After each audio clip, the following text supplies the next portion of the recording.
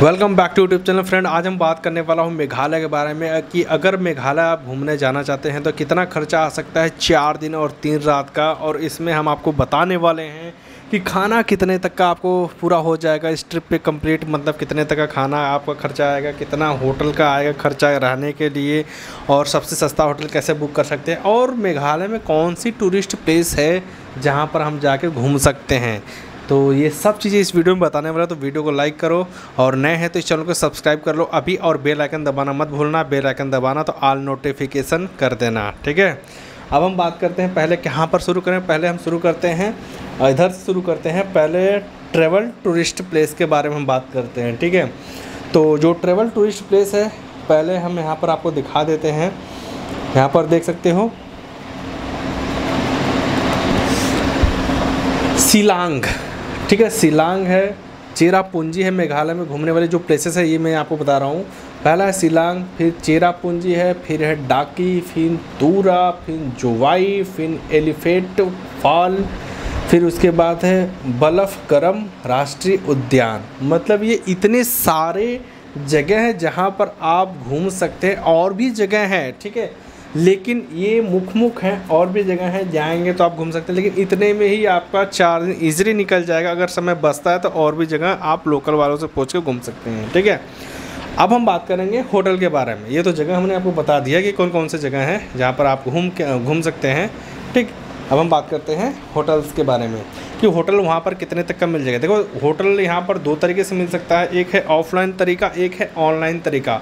Offline तरीके में भी आप बार्गेनिंग अच्छा करा लेते हैं तो और भी सस्ते में होटल मिल जाएगा। ऑनलाइन में भी आप कराएंगे या और ऑनलाइन में कराना नहीं होता है, ऑनलाइन में आप वेबसाइट पर देख के अपने हिसाब से बुक कर सकते हैं। तो यहाँ पर होटल यहाँ पर 800 रुपये से लेकर 1500 रुपये तक का होटल मिल जाता है, चाहे ऑफलाइन में और भी सस्ता हो जाता है, या फिर ऑनलाइन भी देखोगे तो और भी सस्ता मिल जाएगा, लेकिन वो नॉन AC मिलेगा, लेकिन AC वाला चाहिए। लेकिन यहाँ पर जहाँ पर आप जा रहे हो वहाँ ऑलरेडी मतलब कि टेम्परेचर बहुत अच्छा रहता है, आपको AC की ज़रूरत ही नहीं पड़ेगी।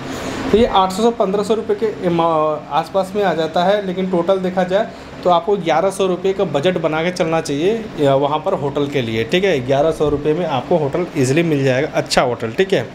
अब हम बात करते हैं ये होटल बुक करने के लिए एक तरीका और है। आप हमसे कांटेक्ट करेंगे तो हम आपको उस समय बता सकते हैं कि कौन सा होटल कितने तक का पड़ रहा है। आपको अच्छा होटल जो पड़ेगा वो हम आपको गाइड कर सकते हैं।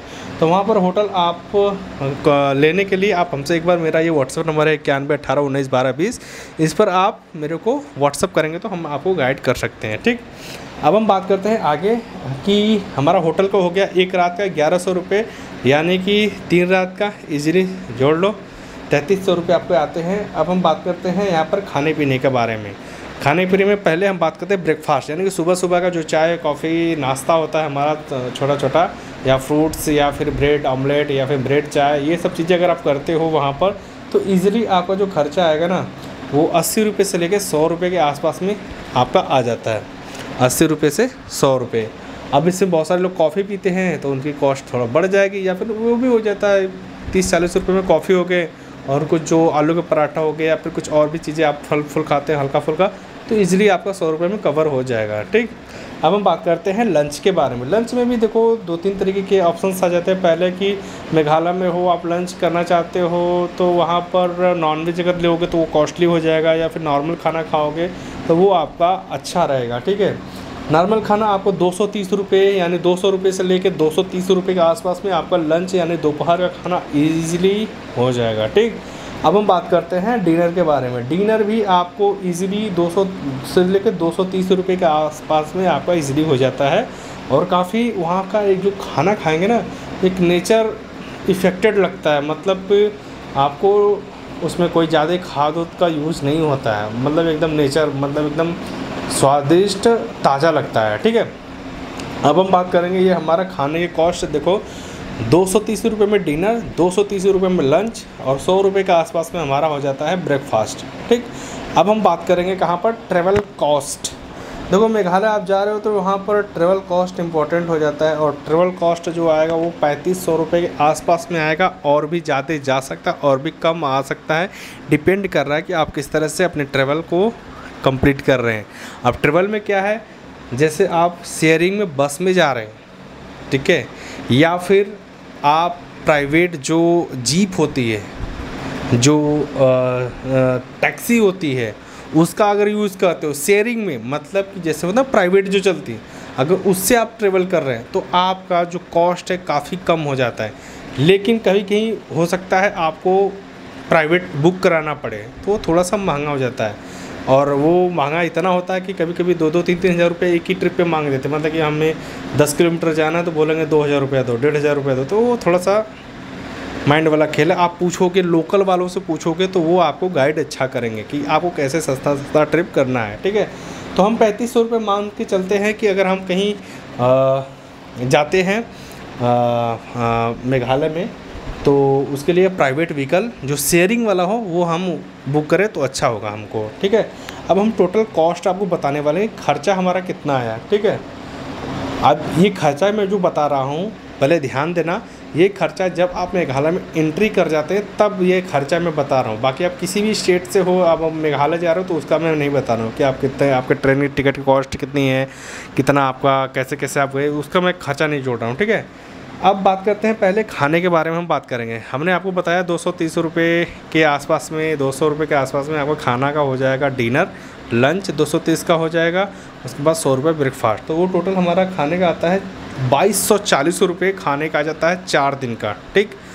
अब हम बात कर देंगे ट्रेवल कॉस्ट। ट्रेवल कॉस्ट हमारा कितना है, तो ट्रेवल कॉस्ट हमारा आता है 3500 रुपये, ये ऊपर नीचे हो सकता है, ठीक है।